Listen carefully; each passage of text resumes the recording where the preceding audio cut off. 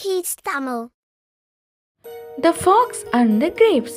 நரியும் திராட்சையும். அது ஒரு அழகான வெயில் காலம். எல்லா விலங்குகளும் ரொம்ப சோர்வா இருந்துச்சு. அப்போ ஒரு நாள் ஒரு நரி இருந்துச்சு. அது அந்த காட்டுல அங்கேயும் இங்கேயும் சாப்பாடை தேடி அலைஞ்சுக்கிட்டு இருந்துச்சு. அப்போ அங்க ஒரு திராட்சை தோட்டத்தை பார்த்துச்சு. அந்த திராட்சை தோட்டம் முழுக்க கொத்து கொத்தா திராட்சை இருந்துச்சு. அதை பார்த்த நரிக்கு நாக்குல எச்சி ஊறிடுச்சு.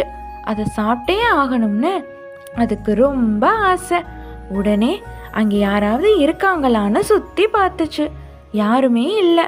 அதனால யாரும் வரதுக்கு முன்னாடியே அந்த திராட்சைய திருடிட்டு போகணும்னு முடிவு பண்ணுச்சு. நரி கொஞ்சம் கொஞ்சமா குதிச்சு குதிச்சு அந்த திராட்சையை பறிக்க முயற்சி செஞ்சுச்சு. ஆனா ரொம்ப தூரமா இருந்ததால அதுக்கு அந்த பழம் எட்டவே இல்லை. ஆனா அது விடாம ரொம்ப நேரமா குதிச்சு குதிச்சு பறிக்க முயற்சி பண்ணிக்கிட்டே இருந்துச்சு. கொஞ்ச நேரத்துல இருட்டவும் ஆரம்பிச்சிடுச்சு.